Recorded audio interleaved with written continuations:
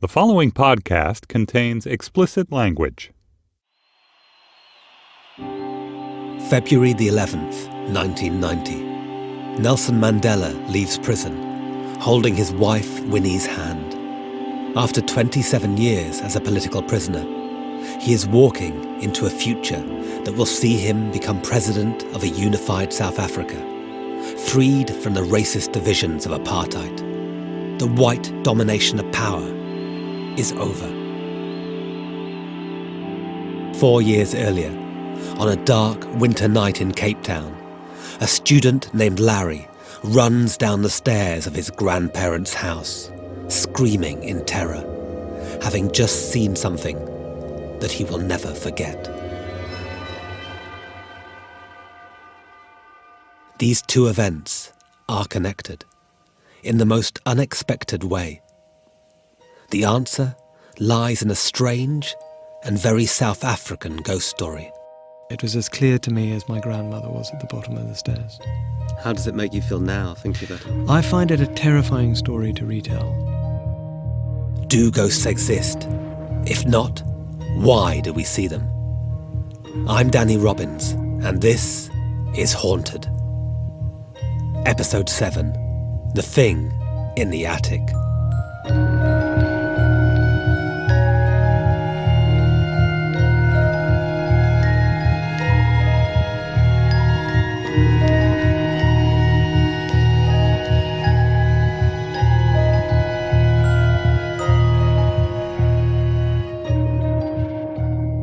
Let me introduce you to Larry. He's in his early 50s now. These days, he lives in London and has just the trace of his South African accent. I'm not somebody who believes in ghost stories, and I'm not somebody who believes particularly in the paranormal. In other words, I would want to find some form of reasonable explanation for what I experienced. He's short, kind of delicate, in a rock and roll leather jacket with curly greying hair. He runs a company and exudes a quiet authority. I find it hard to make small talk, but perhaps that's because he's nervous. I found it very, very difficult to speak about. My family know about it, and my wife, and a few other people. If somebody else told you this story, how would you attempt to explain it, do you think? I'd want them to discuss it in a therapeutic environment and to recreate the atmosphere and the mood and to understand a little bit more about their relationship with their family and their relationship with their environment and look for the key somewhere in that. So that's what we're going to do. We're going back to South Africa in 1987 and a place called Muizenberg, a windswept coastal suburb of Cape Town, South Africa's second biggest city. Muizenberg is situated in a bit of geography very oddly called False Bay. It's not a real bay. Far out, if you travel away from False Bay, is Seal Island, which is the feeding ground of the great white shark. It's always battled against the elements, fighting a partially losing battle against the wind and against the sea. And the sharks? The sharks are there as a sort of presence in the distance. Larry was 20 and a student at the University of Cape Town. I'd moved to Cape Town against my parents' wishes. They thought that I would not be able to concentrate on my studies. They thought I was a wild child that needed monitoring. And so... And were you? I think, yes. I think that probably was partly true. So Larry was installed at his grandparents', a cavernous house set a few streets back from the ocean. So the house was large. It was divided into two flats, the downstairs and upstairs flats, and it had an attic. The downstairs flat had been where my great-grandparents lived and died, and the upstairs flat was where my grandparents had lived. And then above that was the attic, and nobody had lived in the attic. Until Larry. He felt isolated, though. A long commute from the university. Hanging out at student bars meant hitchhiking home along unlit, lonely roads, waiting for someone to take pity and pick him up. And even within the house, he felt a sense of isolation, from the two old people he shared it with. They were very non-parental sort of grandparents. You know, they're doing the things that they did, which is playing golf and rummy. Did you like them? I wasn't particularly close to them. I didn't feel particularly warmly about them. Did you feel that they liked you? No, I don't think so. I think they sort of tolerated it. So Larry kept himself to himself, sleeping on a mattress on the floor of the attic, at the apex of this tall, old house. The house itself feels like a character in Larry's story. Gothic and unfriendly, staring out mournfully on a sea full of predatory sharks. It seemed to kind of absorb the wind that pervaded the rest of the suburb. It felt porous, so not a containing place, not a comfortable place, not a safe place, that it might erode or crumble at any time. People had been ill inside that house and had died inside that house. Tell me more about that. Well, my great-grandmother had been bedridden for a decade and had lived in the flat beneath us, unable to move, and she'd been looked after by a woman who lived in the house with us called Hester, who was a woman of mixed-race origins. Would she have been described as a servant? Absolutely, yeah, a maid or a servant. Remember, this was the 1980s, and the country was still in the grip of apartheid. Black and white South Africans lived segregated lives. What was it like to grow up in a state that had become an international pariah, where the privileged lives of the few in communities like Muizenberg depended on the brutal subjugation of the many? You were essentially, I guess, a kind of a privileged white student living in quite Absolutely. a privileged area. Absolutely. This might sound like a stupid question, but how did that make you feel? I felt like a student more than anything. I think that's an odd thing. I think the idea that everybody automatically had a political conscience is untrue. For the most part, I was somebody who was interested in music and drinking and shagging, like the majority of students. Really, and you know, it's an uncomfortable thing to say, those selfish interests, those personal interests trumped the political environment, although I was immersed in that environment and it was having an impact on me regardless of my consciousness of it. There was a sense of unease about the whole of South Africa.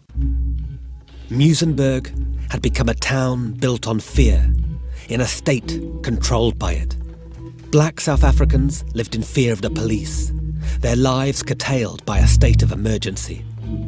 And white South Africans lived in fear that one day their gilded existence would be taken away. The tide would turn, and the winds of change would sweep them away.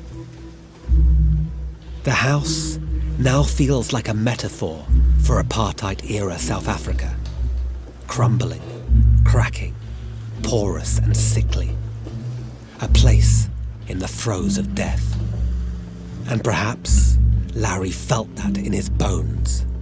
And that background of fear, the low, daily hum of tension and buried guilt, fed into what happened to him that night.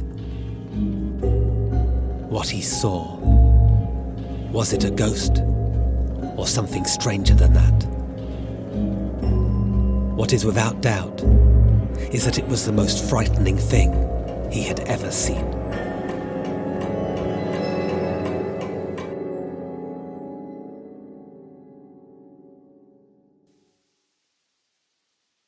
Let's talk about the night.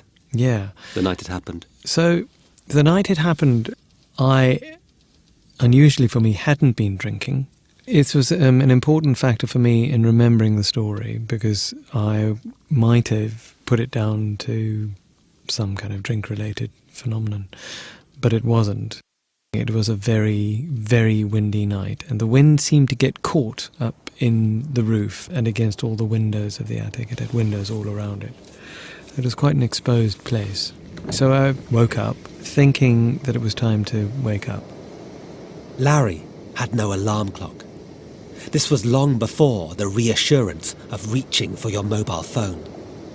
And I walked downstairs from the attic to the landing, which was directly outside my grandparents' bedroom. and I looked at the clock above the table, which was on the landing, and saw that it was 2:20. So I went back to sleep, and I then woke up again. And I was anxious about oversleeping because I knew I had to get up at a certain time to get on the train to get to university in time. And so I woke up again thinking, well, it must be time to get up. And I went downstairs, and it was 4:15. And I went back and fell into another deep sleep and woke up thinking, oh my God, it's time, must be time to get up now. But I went back, and this time when I looked up at the clock, it was 2:20. I was concerned at this time. I didn't know how that had happened. The light was on in the hallway, so the clock was clear and easy to read. I thought I must have made a mistake. But how did you feel? Did you feel... I felt confused. My memory is feeling confused at that point. Larry says it felt like time was yo-yoing. Uneasily, he returned to the attic, back to his mattress on the floor.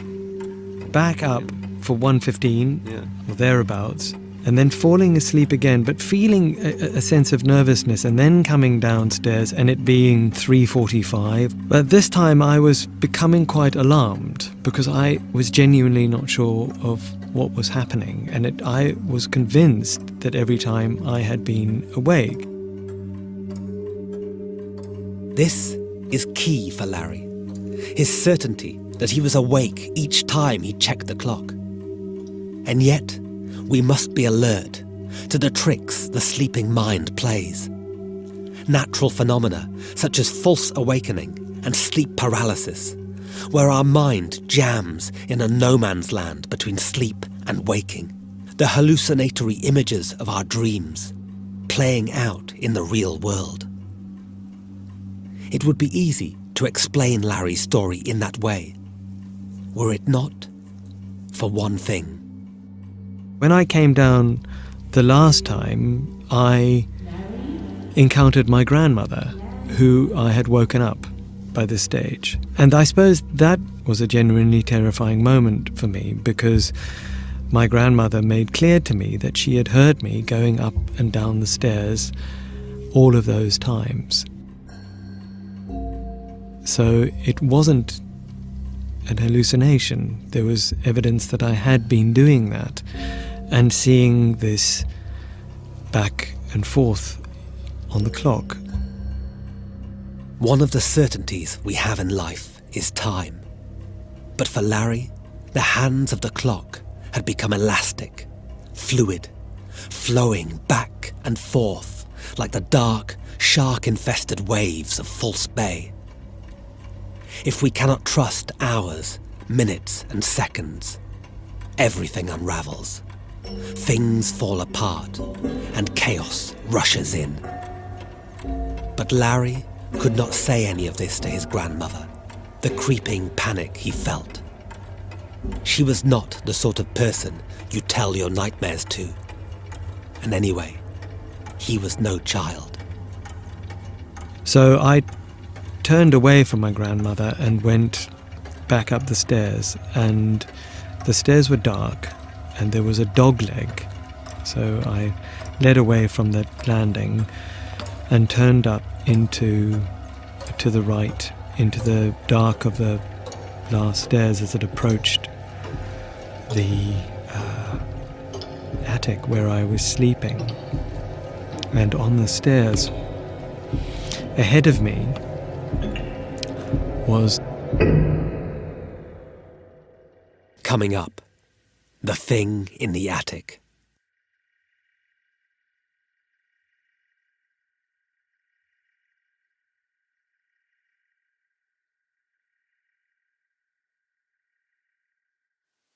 Larry turned the corner that would lead him back to bed. Shadows spilled from the open attic door, escaping the room like the contents of Pandora's box. Now, 30 years later, and a continent away, Larry visibly tenses as we reach this part of his story, a moment that seems to hover between horror and madness. And on the stairs, ahead of me, was a creature about 6 or 7 feet tall, with a long body and outstretched arms. It was a gollywog, which I know is an enormously inappropriate toy now, but at that stage was a term in common use. And I stopped and looked into the face of this creature, which I remember very, very clearly had embroidered mouth, and I remember particularly the black embroidery defining the fingers on its hands, at the end of its outstretched arms. The Gollywog, an old-fashioned children's doll, a crude, stereotypical depiction of a black person, and now, apparently, come to life. I screamed, but a sort of swallowed scream, as this creature fell towards me to try and embrace me, and then it disappeared. My grandparents were downstairs and asked me what had happened, and I couldn't talk about it. You look quite shaken even talking about it now. Yeah. Larry's discomfort has 2 distinct aspects. There's the emotional effort of reliving the sheer terror he felt, but also his awareness, 30 years on, of the toxic nature of the thing he saw. Did you have gollywog toys? As a child, I'd had gollywog toys and had thought nothing of it. And nobody had ever, until later, it had never been explained to me what these gollywogs actually represented. They were just gollywog toys. Do you think by that age, by 20, that you were aware of it as an object that I knew it had at that huge stage. connotations? At that stage, I knew it already. Mm-hmm. At that stage, I knew that what the connotations were, and I knew what it meant and what it was meant to represent, and I knew that it was an unacceptable object. And here it was writ large, a giant version of it. Yeah. I told you this was a ghost story, and though it has all the hallmarks of that, you may be wondering if the word ghost is right. Larry struggles to find a word for what he saw, flitting between the vague terms thing or creature.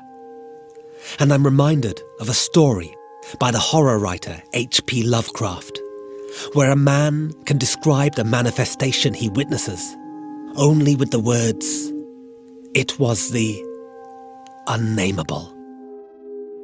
Did it feel corporeal? Did it feel like Absolutely. a flesh and blood thing? Or? It felt like it had animus. In other words, it was capable of moving, so it felt alive.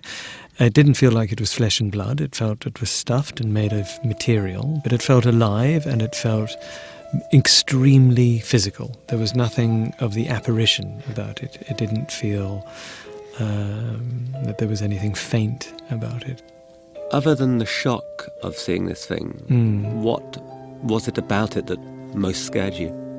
I think I had a real sense that it meant to do me harm, but that the harm was somehow bound up in a sort of false cheerfulness, because it had a very cheerful expression on its face. The horror of it was a combination of its wanting to do me harm and also embrace me.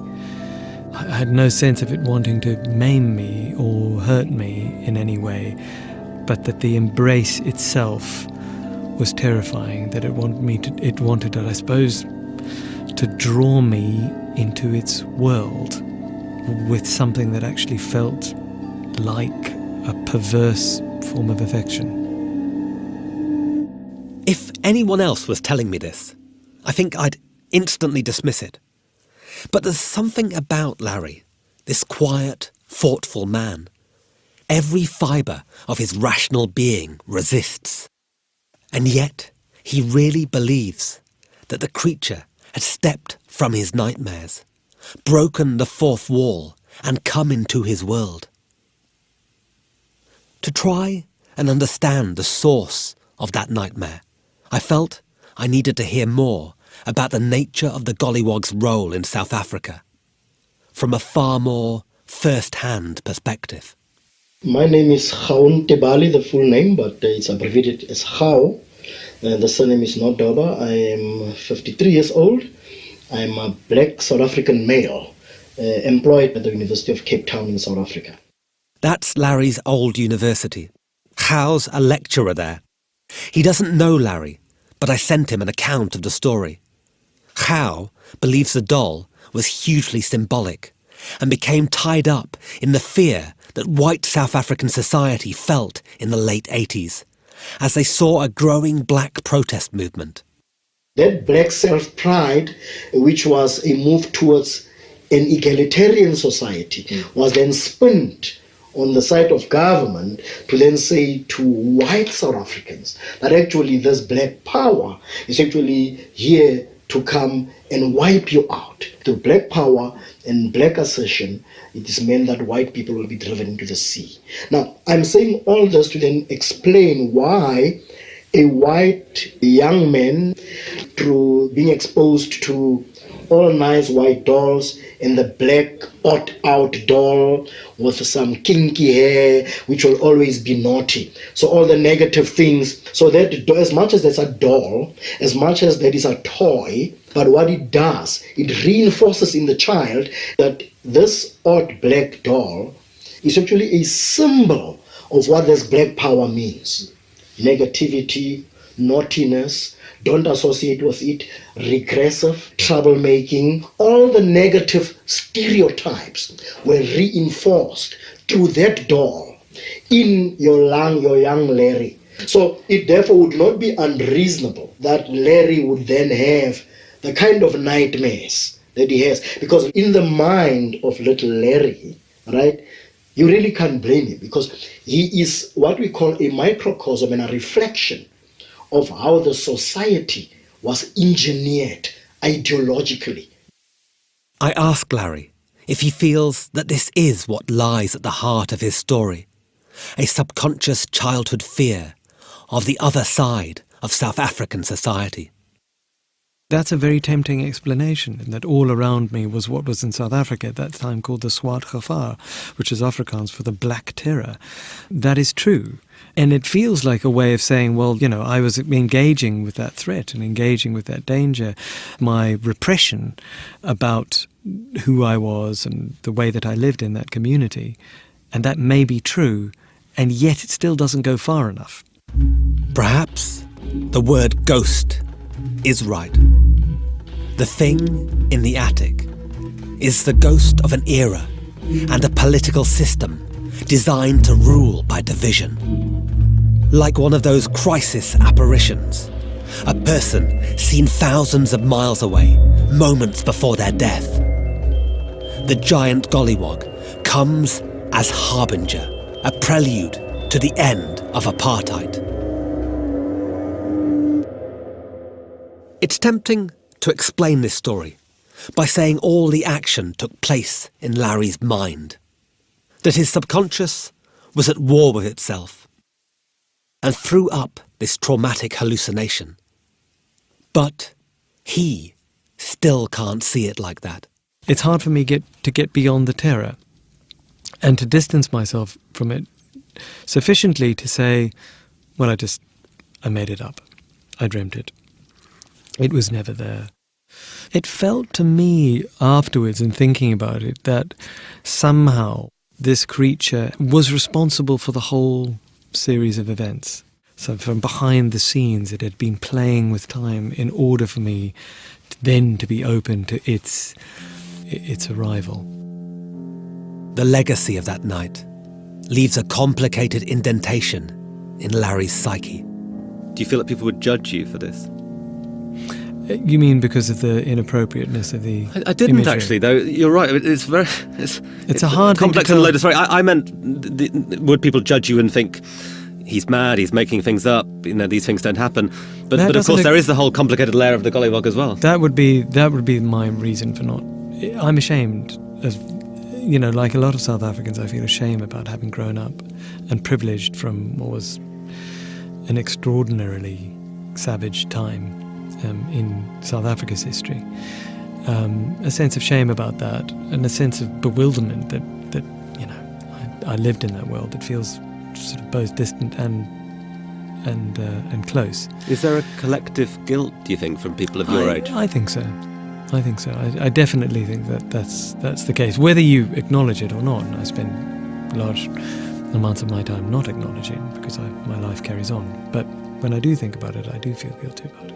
So do you think people of your age feel like they woke up from a dream, that they'd lived in this dream that was based on division and mistreatment and abuse, and that you woke up and became aware of that? It's worse than that. If it were a dream that gives it a kind of an otherworldly, it was very worldly. It's just a question of what you block out, I suppose. I think that that's the default position for the way that people live and think. You narrow your world in a way that makes it livable for you. I think that everybody does that.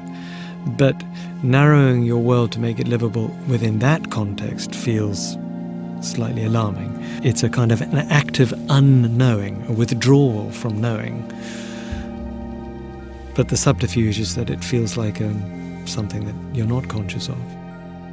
I guess this story is ultimately about the power of fear.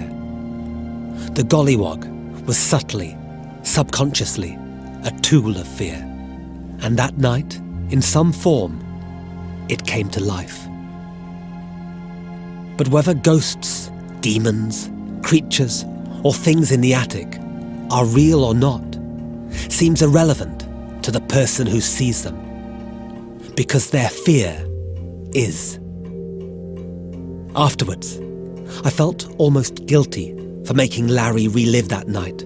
He seemed desperate to get away and reconnect with the sanity of the outside world. As we parted, he said something that stuck with me. He told me that whenever he asked himself the question, was it real? He always came back to the same answer. It's real because it happened to me.